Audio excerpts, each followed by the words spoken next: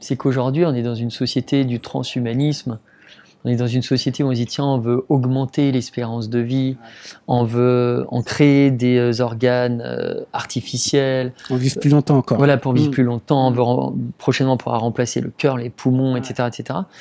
Donc, en gros, c'est quoi l'intention derrière tout ça? C'est quand même d'effacer de l'équation de la vie la mort. Sauf que si tu fais... Et d'ailleurs, on le voit même dans le rapport avec les défunts, tu vois bien, il y a plus de process maintenant, on éloigne le cadavre, tu vois, on veut plus voir en fait la mort en face, mais en faisant ça, en éliminant la mort de l'équation de la vie, en fait, on va se tirer une balle dans le pied quelque part, d'un point de vue psychique en tout cas, c'est qu'on est moins à l'aise avec la notion de deuil.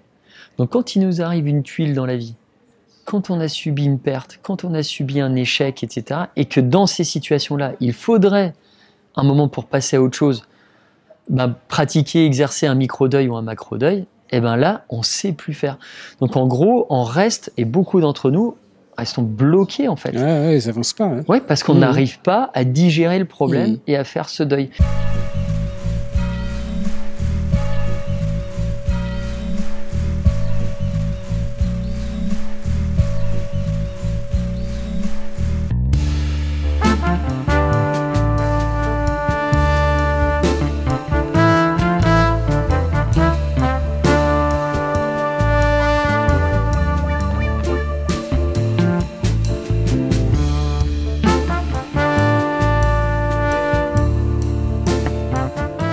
Salut, c'est Christophe Hague. Je vous donne rendez-vous sur Stay Tuned dans le prochain épisode, donc restez connectés. Bonjour à tous, j'espère que vous allez bien. Vous êtes sur Stay Tuned, bien évidemment. Nouveau numéro, nouvelle émission avec un nouvel invité qu'on avait déjà reçu il y a peut-être 1 an et demi.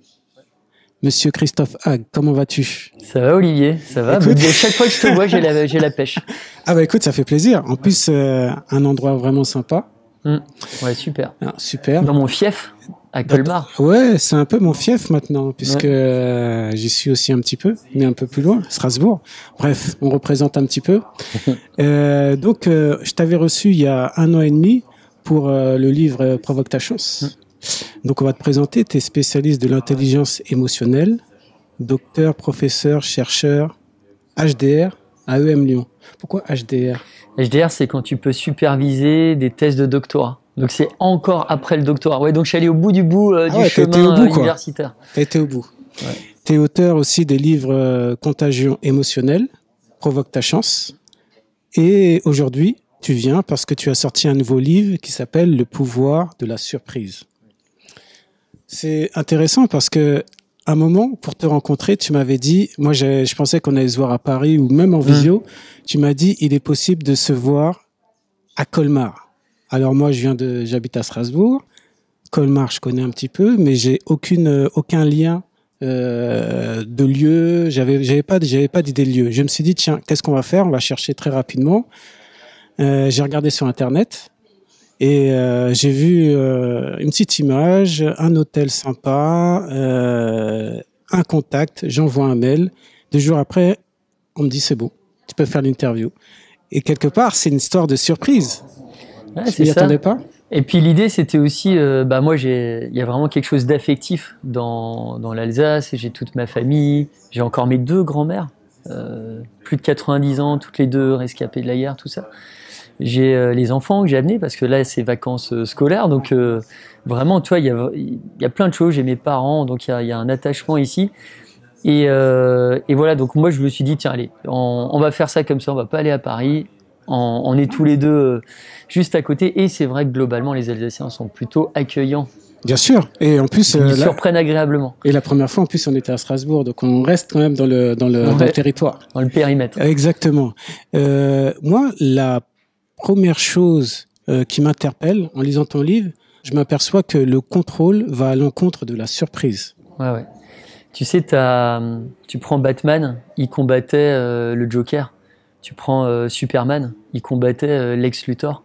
La surprise, elle a aussi son super vilain. Et son super vilain, c'est la routine, c'est l'ennui, c'est le contrôle, c'est l'anticipation de tout, la standardisation de tout. Et on est dans un monde, en fait, où on veut tout calculer, on veut tout contrôler.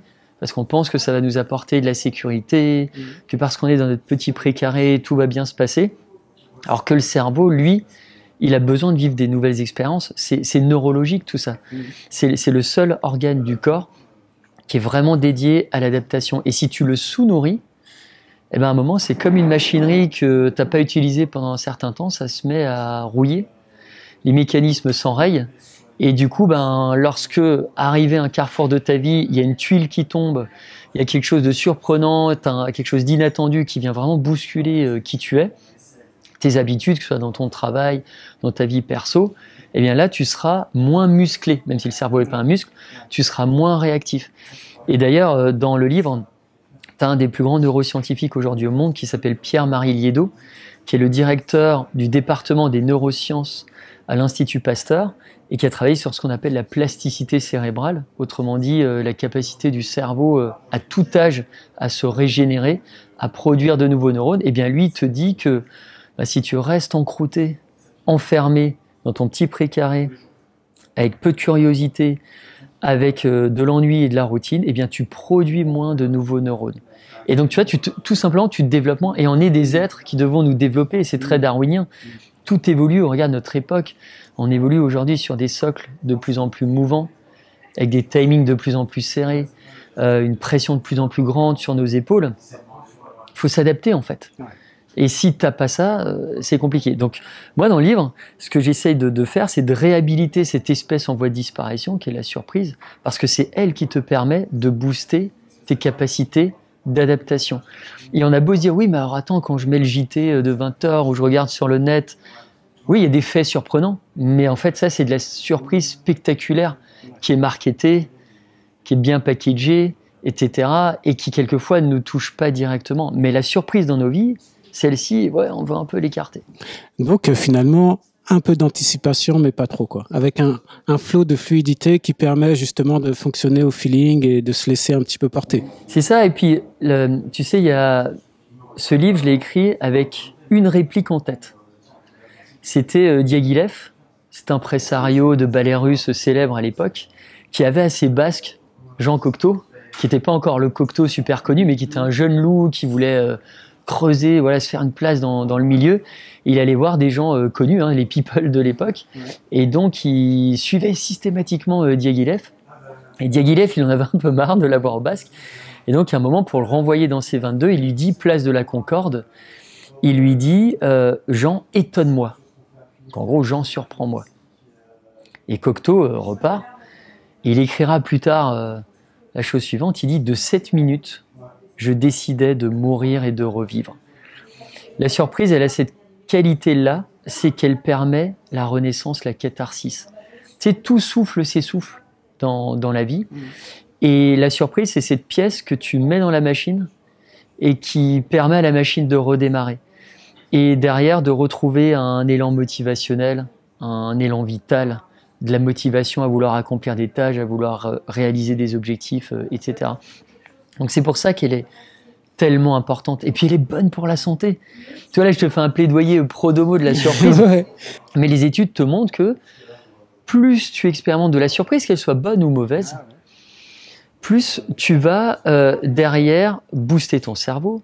Ça va activer certaines zones qui vont venir même modifier tes comportements. Et en gros, tu apprends mieux et plus vite face à des surprises, et notamment face à des mauvaises surprises. Et en plus, lorsque tu expérimentes de la surprise au cube, c'est comme ça que moi je définis l'émerveillement. Surprise au cube, ouais. Tu as donc de la surprise plus, avec une intensité très très forte.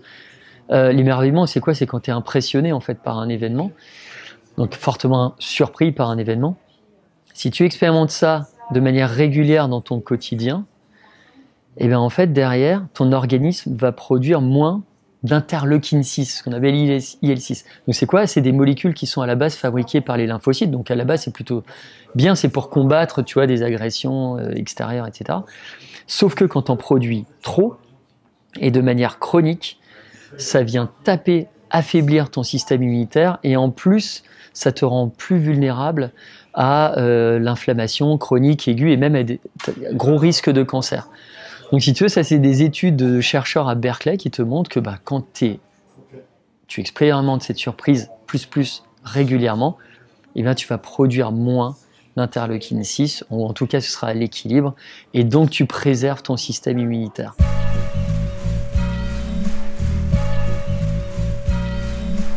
À quel moment tu t'es dit, tiens, là, je vais écrire un bouquin sur cette thématique de la surprise? Quel a été l'élément déclencheur? Alors déjà, je suis un explorateur de cet univers infini des émotions. Et parmi les émotions de base, tu vois, tu as la tristesse, colère, etc. Et tu en as une un peu particulière, c'est la surprise. D'ailleurs, tu la vois même pas dans le premier vice-versa. Tu vois, elle y est pas parce qu'elle peut être à la fois plaisante, à la fois déplaisante. C'est l'émotion la plus brève. Elle a un statut un peu particulier. Moi, je m'intéresse souvent aux choses un peu atypiques.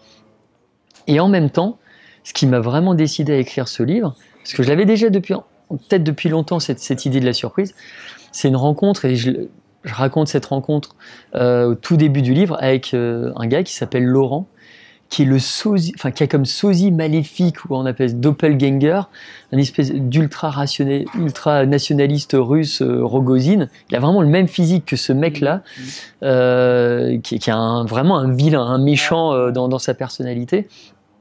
Et ce gars-là m'attendait sur mon lieu de travail. Je ne savais pas pourquoi. Et bon, je ne vais pas tout dévoiler, mais à un moment, il me fait faire un truc un peu fou. Moi, je saute dans cette voiture. Bon, bref, je fais ce truc fou.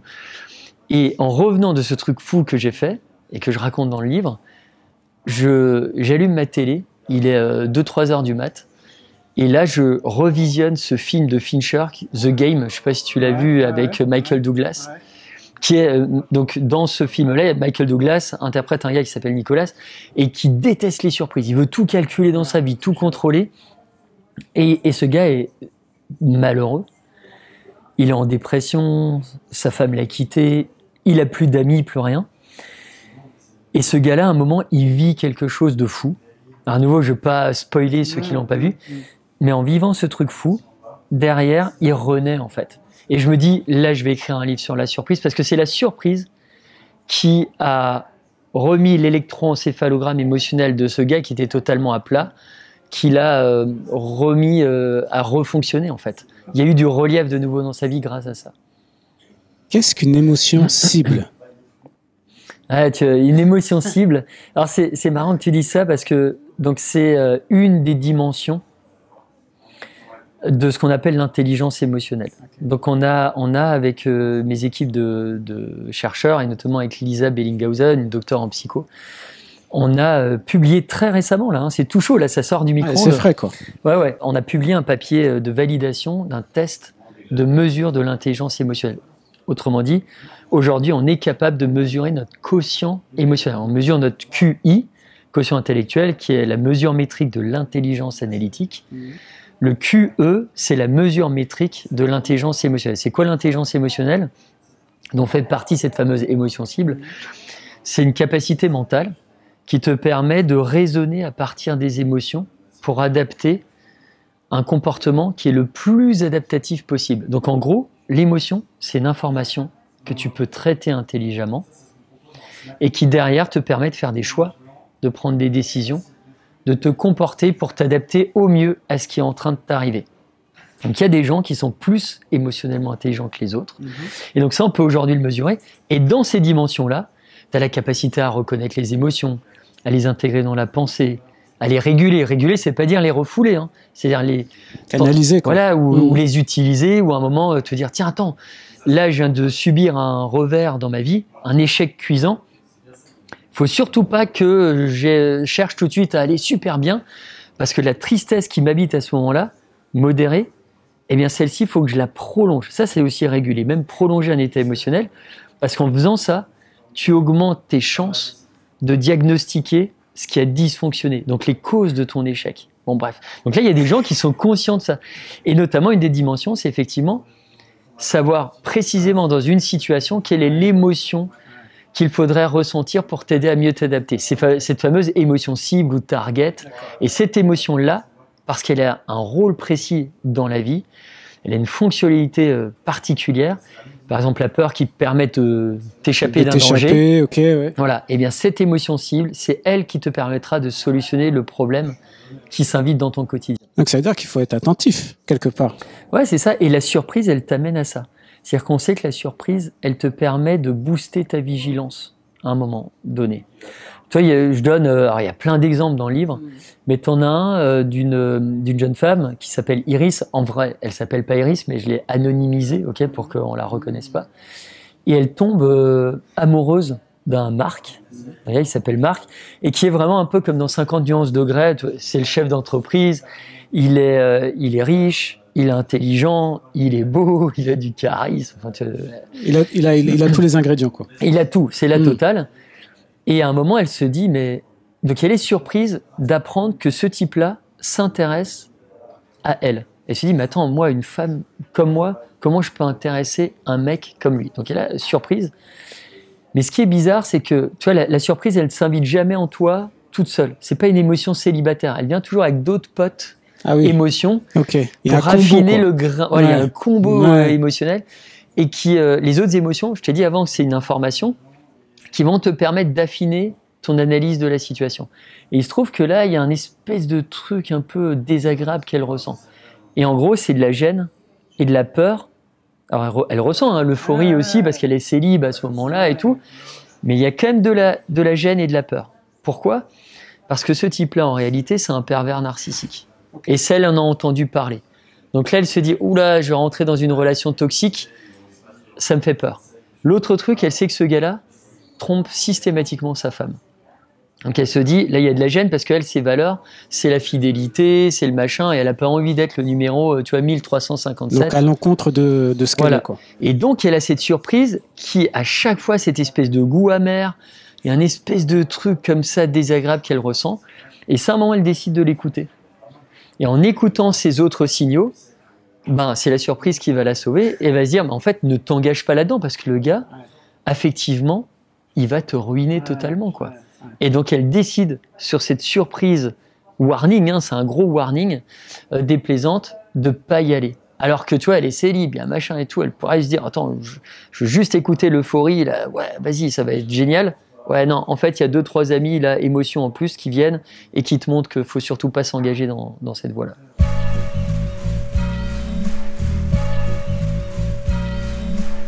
Donc il y a un fait intéressant dans ton livre, c'est que à un moment donné, alors je sais plus dans quel chapitre, mais parfois il est bien d'aller dans le sens de son interlocuteur pour essayer de temporiser une discussion, ou quand c'est trop négatif, pour essayer de la transformer de manière positive. Que ça soit pour un enfant, que ça soit dans le travail, que ça soit dans un couple. Ouais, dans le livre, il y a plein de personnages, on pourrait en parler. T'as un type qui a passé 18 ans dans le couloir de la mort, t'as la voix française d'Homer Simpson, t'as une chercheuse sur le blog, t'as plein. Et t'as un ex-négociateur du GIGN, David Corona, qui est vraiment un personnage hyper complet et très intéressant d'un point de vue psychique. Quand tu commences à étudier les contours de ce personnage, en plus d'être sympathique, il y a un côté, comprend la noirceur de l'âme humaine et tout, c'est assez fabuleux. Et donc lui, à un moment, il donne tout un tas de conseils, notamment pour gérer ses ados ou son ado quand ça va mal, en usant de l'effet de surprise. Et aussi, et c'est là ce que tu mentionnes, quand tu es face, par exemple, à une enflure toxique. Donc ça peut être par exemple un supérieur hiérarchique ou un collaborateur ou au travail, quelqu'un qui à un moment veut en découdre. Il vient te chercher un peu. Tu vois, il te balance des pics pour qu'à un moment tu fasses du frontline là et que tu confrontes à lui, que tous les deux vous êtes sur un ring et que ça se met à boxer. Et face à ce type de personne, imaginons ce cas de figure, il débarque dans ton bureau, il dit Olivier, ton bureau là, et franchement c'est vraiment le bordel, c'est pas bien rangé, etc. Donc il vient un peu te challenger là-dessus. Et bien plutôt, parce qu'on a plutôt cette tendance-là, nous les humains, à vouloir défendre en fait notre point de vue. Et à répondre. Mais voilà, et à répondre, là lui ce qu'il dit, non, ce qu'il faut, et ça va le surprendre, donc ça va le déstabiliser. Il dit là, plutôt que de le prendre en frontal, est plutôt une attitude ou une posture d'aïkido. Donc tu vas accompagner son mouvement toxique, et là tu vas lui dire, oui tu as raison, ouais c'est vrai que c'est totalement bordélique mon bureau et tout, mais toi comment tu fais pour que le tien de bureau il soit super bien rangé?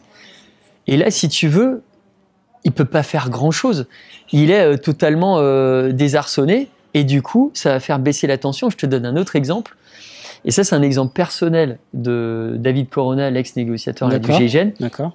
Parce qu'il y a aussi sa femme, Anne Gervais, qui est une psychothérapeute, qui, à un moment, témoigne dans le livre, et elle donne cette anecdote, et ça, on est nouveau sur un potentiel conflit. Et elle dit, un soir, ils avaient reçu des amis, tout ça, la soirée se passe bien, sauf que lui, à un moment, il a des mots un peu désagréables. Il dit un truc qui, elle, la froisse, qui la blesse, qui la place même en situation de gênance. Alors, elle ronge son frein, elle dit rien tant qu'il y a des invités. Bon, bref, tout le monde part. Et là, elle se dit, je vais me le faire dans la cuisine, là, ça va chauffer. Elle va à la cuisine, elle a envie de vociférer, de l'invectiver, tout ça. Et donc là, elle lui dit tout ça, voilà, tu m'as blessé, etc., par ces mots, qu'est-ce qui t'a pris? Et à nouveau, lui, plutôt à tout prix vouloir défendre sa posture, à nouveau, réflexe humain, il fait pas ça, il fait un truc surprenant, il lui dit, et ça va se calmer juste comme ça, sur une réplique, il dit « Oui, tu as raison, j'étais con ». Et il le dit sans ironie, sans cynisme, sinon ça marcherait pas. Elle lui repose la question, il fait « Non, tu as raison, j'étais con ». Si tu veux, elle va dégonfler d'un coup, en fait. Sa colère va dégonfler, mais pourquoi? Parce qu'un conflit, c'est quoi? C'est toi qui arrives à toute vitesse, à fond, à pleine puissance, et qui t'apprête à cogner un mur. Ouais, c'est une opposition. Sauf que si on t'enlève ce mur, tu trébuches, en fait. Ouais. Il n'y a plus rien à heurter, en fait. Et donc, ton émotion, ton agressivité, ta colère redescend d'un coup. Donc bon, bref, il y a plein de petites astuces comme ça, notamment pour le couple, quand tu es face à quelqu'un, effectivement, qui te veut quelquefois du mal, et qui permettent de tout de suite revenir à l'équilibre émotionnel.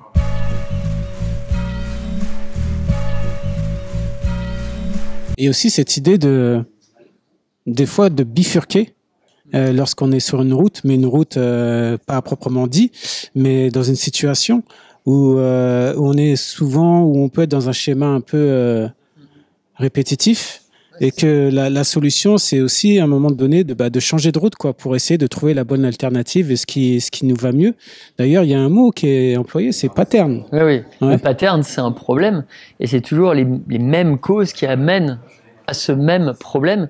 Et nous, on a tendance, être humain, à toujours, tu vois, on réfléchit de manière circulaire, en fait. Donc l'information, elle est dans un cercle comme ça fermé. Et toi, tu te dis à chaque fois, ouais, je vais essayer de tenter un truc logique. Même avec ton gamin.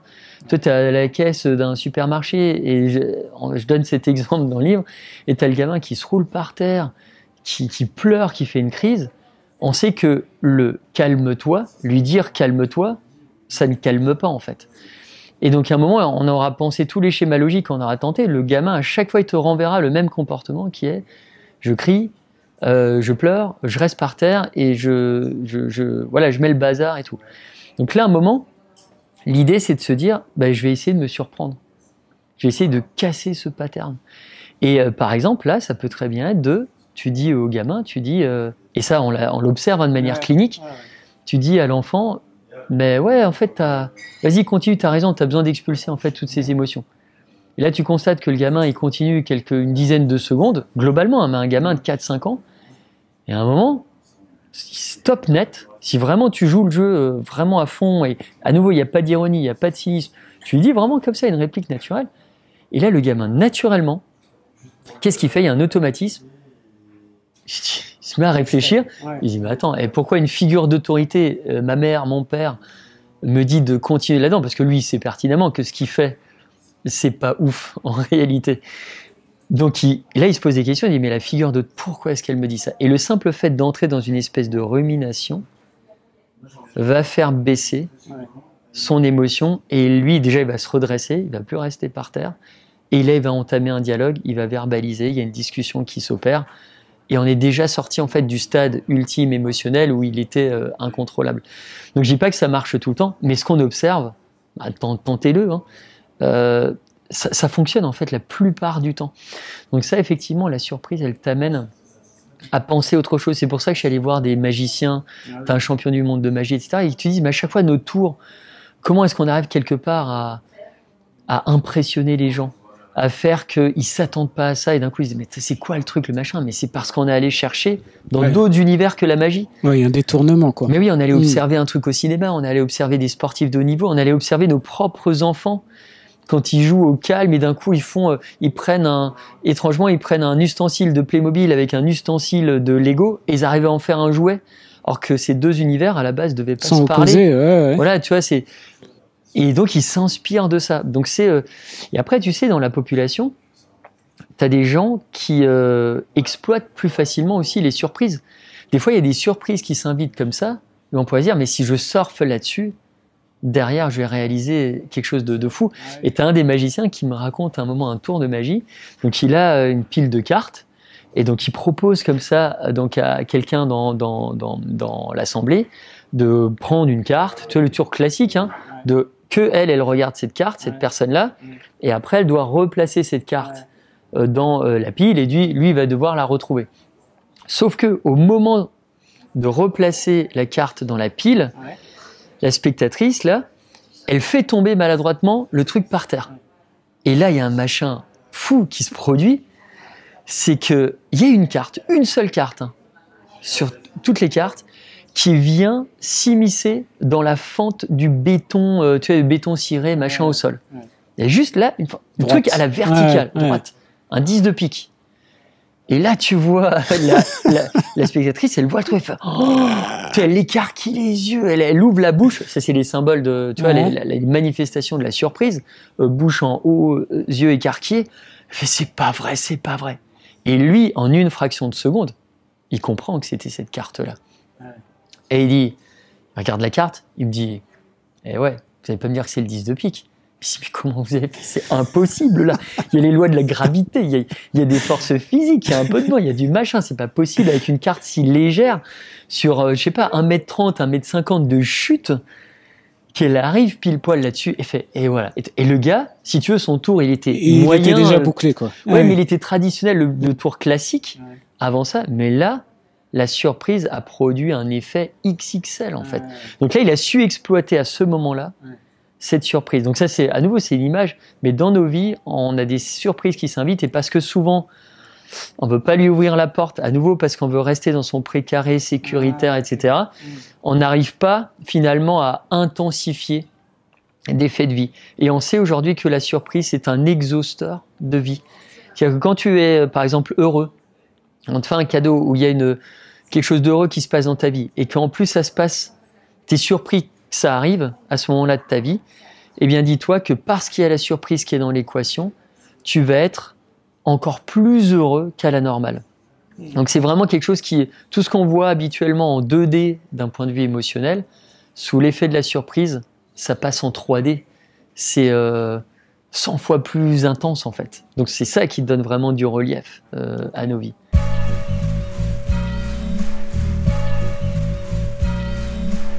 Il y a aussi cette idée on parle de surprise, on parle de vie. La vie est une surprise, il y a des imprévus. Par contre, il y a des choses qu'on sait d'entrée de jeu, c'est que la mort arrive.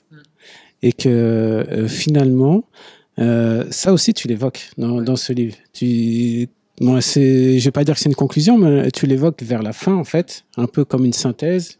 Donc c'est intéressant qu'il y ait cette vie. On sait qu'on va mourir. Par contre, on ne sait pas comment, c'est peut-être la surprise, mais voilà, c'est intéressant. Ouais, Nabokov, il disait que une des surprises ultimes, alors tu as la vie, et l'autre, c'est la mort. Et c'est vrai qu'à la fin, et on l'a placé intentionnellement, on avait eu ce débat avec mon éditrice et tout, mais naturellement, on a placé tout le schéma sur la mort à la toute fin du bouquin. Et là, j'ai demandé à 3 personnages que j'aime beaucoup d'imaginer quelle serait leur mort et qu'est-ce qu'il adviendrait de leur cadavre. Donc tu as Éric Antoine, le présentateur télé, magicien. Tu as Sergueï Girnov, l'ex-espion du KGB. Et tu as Bernard Werber, l'auteur de science-fiction, voilà, des fourmis, etc. Et qui est, voilà, tu prends Éric Antoine, tu prends Bernard Werber, ils ont des imaginations sans fin. Donc ils ont fait cet exercice, moi-même je l'ai fait, j'ai hésité à le publier et tout, mais je me suis dit non, parce que déjà, voilà, on a déjà pas mal de pages. Ouais. Voilà, mais j'ai quand même fait l'exercice d'imaginer quelle serait ma propre mort, et c'est extrêmement intéressant de faire ça. Il y a des écrits qui montrent que c'est très sain de le faire. Pour certaines personnes, ça peut même faire baisser l'angoisse liée à la mort, et en plus, quand tu imagines une mort heureuse, donc lorsque tu imagines un futur souhaitable, tu as des chercheurs d'Oxford et de Cambridge qui te montrent que, donc, et vraiment l'imaginer dans le détail, c'est ce qu'on appelle ça l'imagination organique, c'est-à-dire tu imagines tous les détails de comment tu mourras, etc., qu'est-ce qu'il adviendra de ton cadavre, mais tu imagines quand même quelque chose de positif, eh bien ton cerveau va être conditionné par ça et va être hyper apaisé par rapport à cette problématique de la mort. Et ça, le futur souhaitable imaginé, ça vaut pour d'autres choses. Imaginons un rêve, un objectif de vie. Et là, on sait qu'en l'imaginant positivement et dans le détail, ton cerveau va mettre tout en œuvre pour te donner la motivation suffisante pour tenter de réaliser tout ça. Et il y a un autre truc qui est intéressant, en tout cas moi qui m'intéresse sur le rapport qu'on a à la mort, c'est qu'aujourd'hui on est dans une société du transhumanisme, on est dans une société où on se dit tiens on veut augmenter l'espérance de vie, on veut en créer des organes artificiels. On vit plus longtemps encore. Voilà, pour vivre plus longtemps, on veut prochainement pouvoir remplacer le cœur, les poumons, etc., etc.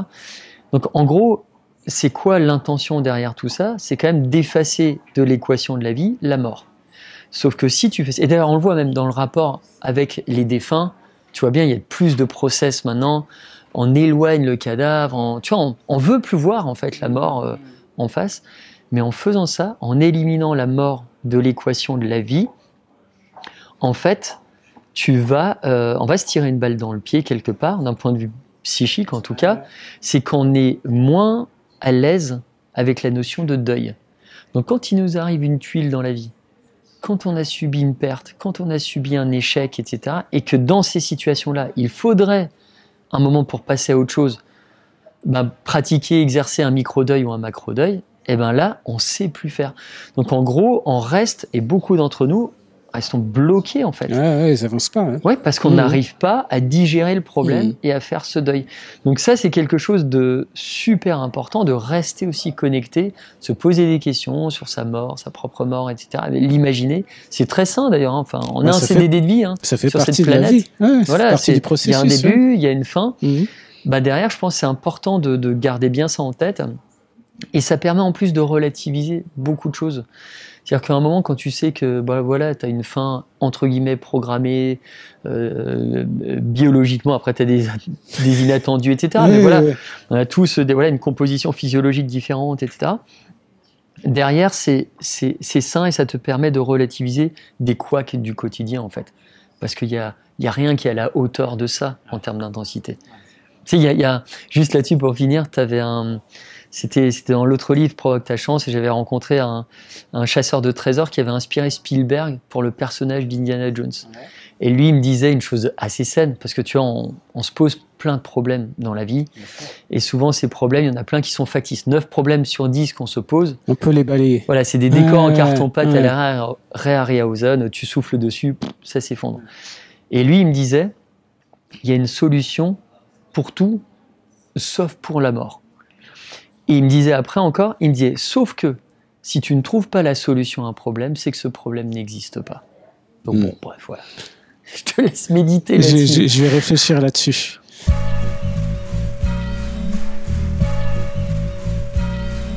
C'est marrant parce que justement, tu avais parlé d'écrire une lettre sur le futur pour soi.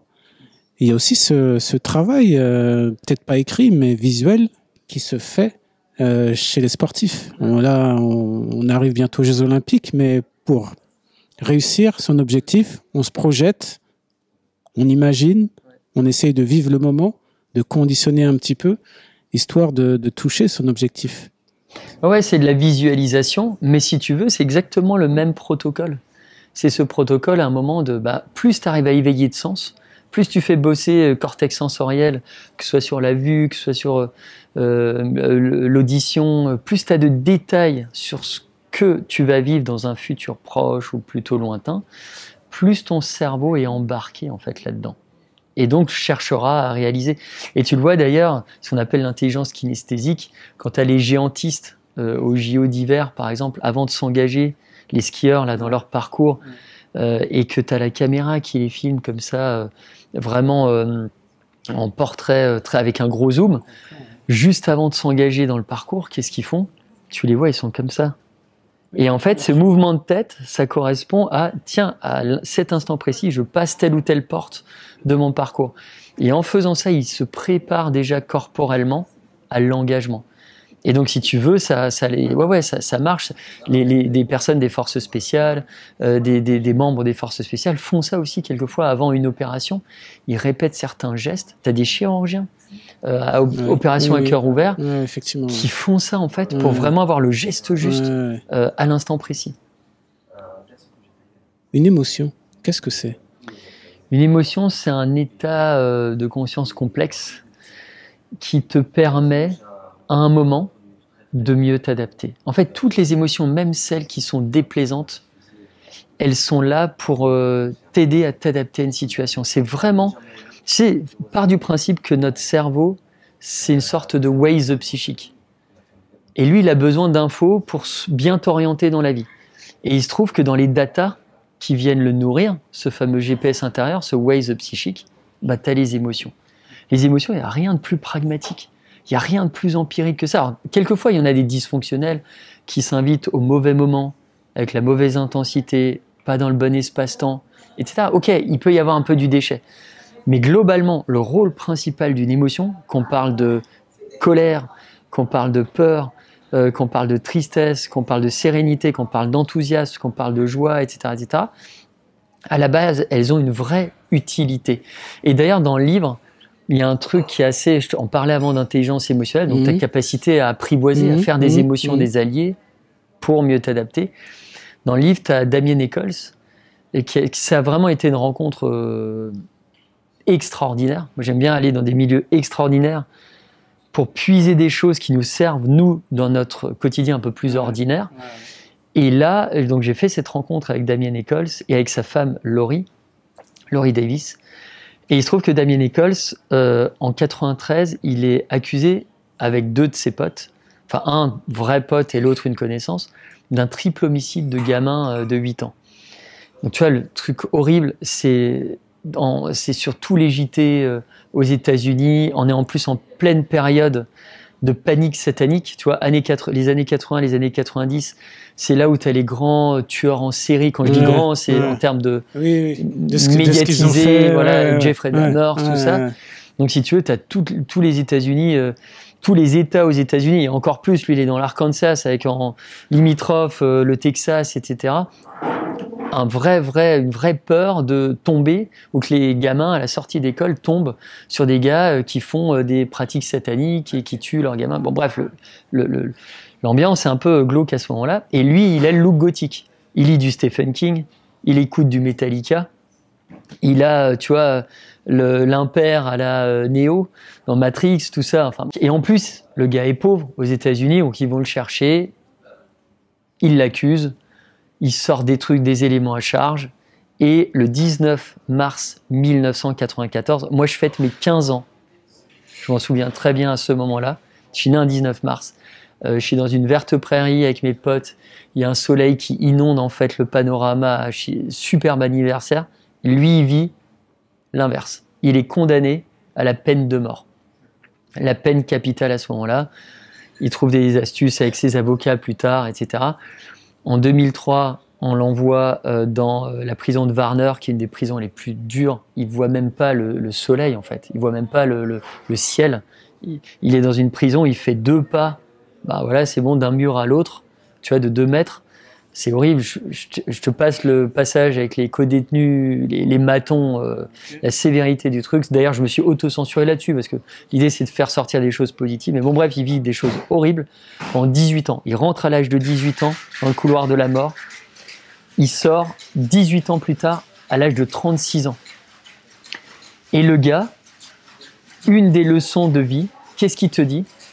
Il te dit, en fait, lorsque tu parviens à apprivoiser tes émotions, la crasse, le toxique, l'insoutenable ne te brise pas. Et ce gars-là, il a lu des milliers de livres, notamment sur les émotions, sur l'intelligence émotionnelle, etc. Il a développé ses compétences émotionnelles, il est devenu plus émotionnellement intelligent. Il dit, c'est grâce à ça que j'ai réussi à gérer tout ce crasseux et à pas me à pas être atteint en fait par tout ça, à pas être déstabilisé, à pas devenir fou. Et si tu veux, les gens qui développent cette forme d'intelligence, en fait, ils deviennent des tardigrades. Je sais pas, tu vois, le tardigrade, cette espèce de créature de moins d'1 millimètre qui résiste à des températures élevées, basses, etc. Eh bien, ces créatures-là sont extrémophiles. C'est-à-dire qu'elles sont capables de gérer des situations extrêmes. Et quand tu es émotionnellement intelligent, tu fais ça. Et d'ailleurs, on a créé des outils pour ça. Tu peux aller sur génération-que.com. On est aujourd'hui plutôt heureux de proposer ça aux gens. Tu peux tester en 20 minutes ton intelligence émotionnelle, ça s'appelle le QEG. Et derrière, tu peux à partir de ça bosser.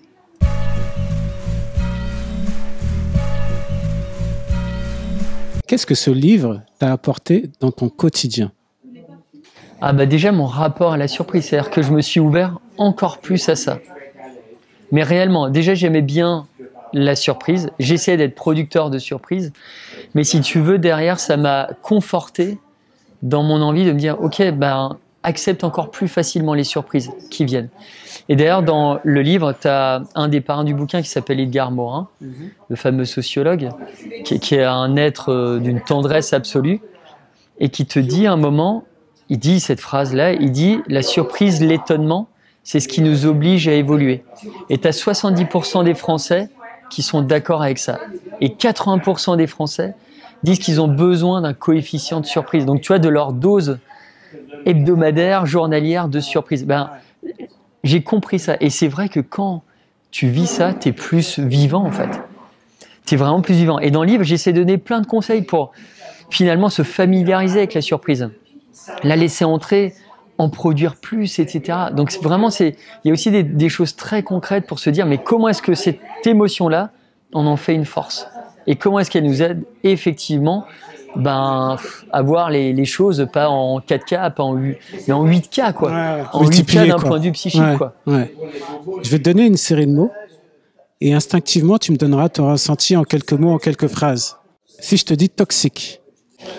Enflure toxique, espèces que j'essaye de combattre et qui ont un impact direct sur autrui, donc qui contaminent les autres avec des émotions toxiques qui placent l'autre en situation d'infériorité, qui peut faire vivre à l'autre des troubles psychosomatiques, troubles du sommeil, troubles alimentaires, troubles de l'attention, qui peuvent faire baisser l'estime de soi de l'autre, qui peuvent rendre malade autrui. Eh bien, moi, je combats cette espèce-là. On a tous un dosage de toxicité en nous. Alors, il y a certains qui en ont fait un métier, qui sont des enflures toxiques avérées, certifiées, et qui font énormément de mal. Ces personnes-là, je les combats. Et comment les combattre? En leur faisant, ou en leur suggérant de développer leurs compétences émotionnelles, leur intelligence émotionnelle. On sait que plus tu développes ton intelligence émotionnelle, moins tu es toxique, et pour les autres, et pour toi-même. Pragmatique. L'émotion. Moi, je suis issu d'une famille qui était dans le milieu agricole, en Alsace. Et si tu veux, on est peu de personnes dans la famille à être diplômées, etc. Et moi, j'ai toujours vu mon grand-père, mon père, qui étaient des entrepreneurs locaux dans l'agricole, fonctionner à l'émotion. Et ils sont super pragmatiques. Et la qualité de la relation sociale avec l'autre, elle était toujours bonne. C'était des gens qui étaient justes, qui osaient prendre des décisions parce qu'ils savaient gérer le risque. Et parce qu'ils savaient prendre des risques. Et ils fonctionnaient, si tu veux, à l'émotion. C'est-à-dire que leur moteur psychique, il était alimenté par cette essence qu'est l'émotion. Et ça, ils avaient conscience de la puissance du truc. Donc, si tu veux, pour moi, l'émotion, effectivement, ça vient te dire ce qui se passe concrètement, réellement, dans ta vie. Et ce quelque chose-là, qu'on vient te relater, peut avoir un impact direct sur ton niveau de bien-être. Donc, pragmatique, pour moi, c'est l'émotion. Cours, C-O-U-R-S. Ça fait partie de mon métier. À EM Lyon, je suis prof. Et c'est pour ça, même les livres, pour moi, c'est une extension de mon métier. C'est de la pédagogie en dehors d'une salle de cours. Donc, c'est quelque chose qui me passionne, le relationnel. Je vois avec mes étudiants, et quand je dis mes étudiants, ils peuvent avoir 20 ans, comme ils peuvent avoir 50 ans, quand ce sont des participants ou des gens qui viennent du monde de l'entreprise, etc. Moi, j'ai besoin de ça. Et ça vient me nourrir. Eux aussi, ils rabattent en fait des faits de vie. Combien j'ai de participants qui me racontent des choses extraordinaires. Je lui dis, tiens, ça c'est le point de départ d'une réflexion.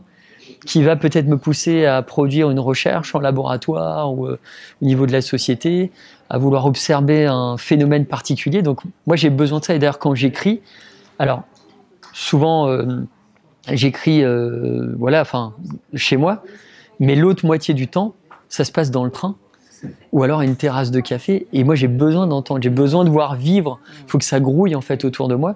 Et quand je suis dans un train, je prends beaucoup le train par rapport à mon activité professionnelle. T'entends tellement de choses. Tu vois, t'es dans un wagon de la SNCF ou d'un concurrent italien. Il y a du mouvement, ouais. Et t'es là, et d'un coup, j'entends, mais combien d'éléments j'ai entendus qui étaient super nutritifs. Et je me dis, attends, ça, je vais en faire un chapitre. Ma réflexion, elle va partir de ça.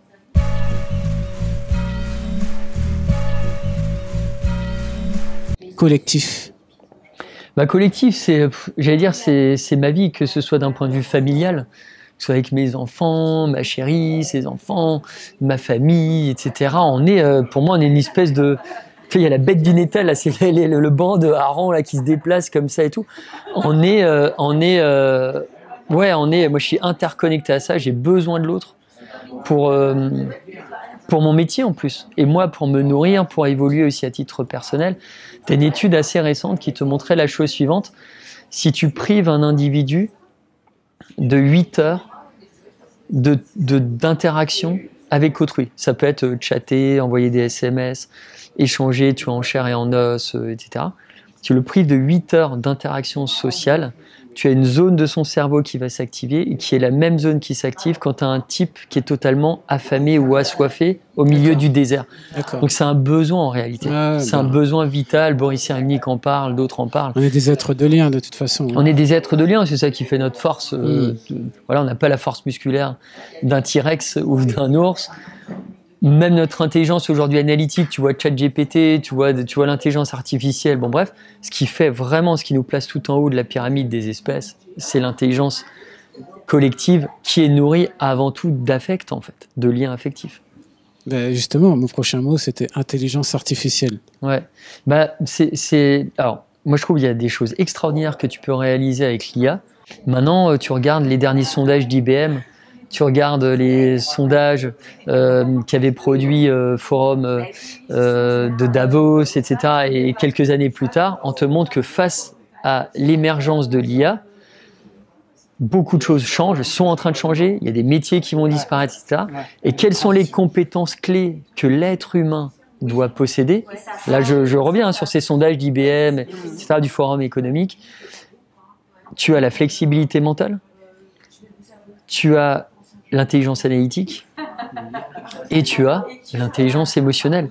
Donc l'intelligence émotionnelle, et on parle aussi d'empathie, etc., ça fait partie du top 3 des compétences parce qu'on sait que c'est une dimension adaptative extraordinairement élevée. Donc on est vraiment sur qui dit intelligence émotionnelle, dit adaptation, potentiel d'adaptation. Et plus on va vers l'IA, plus à un moment, il va falloir jongler avec plein de paramètres, de plus en plus de data, de plus en plus de données entrantes, de plus en plus de complexité. Comment tu gères tout ça? L'intelligence émotionnelle, elle permet de ramener de la simplicité dans la complexité. Et donc, de ne pas partir dans des ruminations folles, dans des choses qui deviennent vertigineuses et qui peuvent être source d'angoisse folle et qui peuvent te faire dérailler psychiquement. Mon dernier mot, c'est livre. Ça, c'est ma vraie passion. C'est-à-dire que depuis tout petit, j'écris. J'écris, tu le sais, j'ai écrit à des rappeurs. Je crois que tu l'avais dit dans la précédente interview d'ailleurs. J'écrivais des textes même sur du hip-hop, des trucs qui me tenaient à cœur. J'écrivais des scénarios de cinéma. J'ai toujours écrit, mais vraiment, et des fois on peut dire tiens ça fait un peu je sais pas quoi, mais j'ai toujours fait ça. Tu pourrais questionner mes parents, non, ils en pouvaient plus. Il y avait et j'écrivais vraiment déjà des livres en fait. À 7-8 ans, j'avais déjà des trucs de 50, 70 pages écrits. Alors c'était des histoires, des thrillers, des machins comme ça. Et je trouve que ça fait un bien fou déjà quand toi tu écris. Mais moi j'écris vraiment, quand j'écris pas égoïstement. Pour moi, j'écris pour les gens. Et parce que déjà, ça me permet de faire des rencontres extraordinaires. Et en même temps, j'écris parce que je me dis, il y a toujours... dans ce que j'écris, quel est le bénéfice lecteur? quand tu as le livre en main, qu'est-ce que tu peux apprendre de ce que... Parce que moi, tu vois, j'ai vu un des plus beaux compliments, c'était il y a des années, c'était un présentateur radio qui me disait « Vous êtes le Pierre Bellemare de la psychologie sociale. » Oui. Et moi, ça m'avait marqué, mais je suis fan absolu de Pierre Bellemare. Et c'est vrai que je raconte des faits divers, mais en fait, on croit qu'on est dans un roman, mais c'est des faits réels. Et de ces faits-là, j'essaie d'extraire des conseils que je croise à des découvertes, des résultats de recherche en neurosciences sociales, en psycho, etc. Pour derrière, in fine, c'est quoi le but précis? C'est de proposer des conseils concrets, des schémas mentaux qui marchent en fait et qui permettent aux gens de transformer le négatif en positif, apprivoiser la surprise, etc. Donc ça me drive et j'aime beaucoup écrire. Chaque fois, tous les jours, j'écris en fait. Quand tu es écrivain, tu es obligé d'écrire tous les jours. Ah, une rigueur, mais naturelle. Voilà, quoi. mais c'est naturel et tu as un plaisir. Si j'avais pas de plaisir à écrire, je crois que ça marcherait pas, les bouquins marcheraient pas. Oui, puis je crois que tu rentrerais pas en résonance avec les gens. Puis je pense qu'il n'y aurait pas eu autant de bouquins, quoi. Ouais, là c'est le 7e. Là, je suis en train d'écrire le 8e. Ah bah voilà. Donc c'est une vraie passion. Et puis à nouveau, le cerveau humain, et là je parle côté lecteur, il apprend beaucoup mieux, de manière plus précise, lorsqu'il lit en fait, que lorsque tu vois un film ou lorsque tu entends, etc. La lecture, je ne vais pas faire un plaidoyer pour la lecture, mais c'est hyper sain pour le cerveau. Ça te fait grandir de manière folle. Et c'est vrai qu'on est à une époque où on lit moins. On lit moins aussi même sous format papier, etc. Alors, le format digital est bien aussi, mais il y a vraiment... C'est important. Et tu vois, puis quand tu lis sous format papier, tu tiens en plus le livre en main. Donc, tu actives certaines zones du cerveau qui font qu'en fait, ton expérience de lecture, tu sens le papier. Tu touches un objet en main, il y a le toucher, il y a tout est réuni. Et donc, quand tu as tous les sens qui sont éveillés, et derrière, tu mémorises plus facilement. Et donc, tu apprends mieux et plus vite.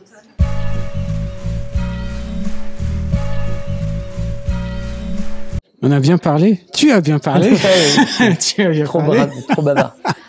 Mais j'ai l'habitude. Le mot de la fin, ça serait quoi? Écoute, le mot de la fin, c'est, je dirais un moment, tentez de réintroduire la surprise dans votre vie et à tous les étages, à tous les niveaux, et vous allez voir comme vous allez vous redresser, tant physiquement que psychiquement. Je me suis redressé là tout de suite. T'as vu, tac, tout de suite, on est plus droit. Écoute, ça m'a fait plaisir de te revoir. Là, moi aussi, pareil. Pareil, et je te souhaite bon vent avec ce nouveau livre qui est là. Merci à toi. Plein de bonnes choses pour toi et je sais qu'on va se revoir. Avec plaisir. Et je te dis à bientôt. Salut Olivier. Salut. Ciao.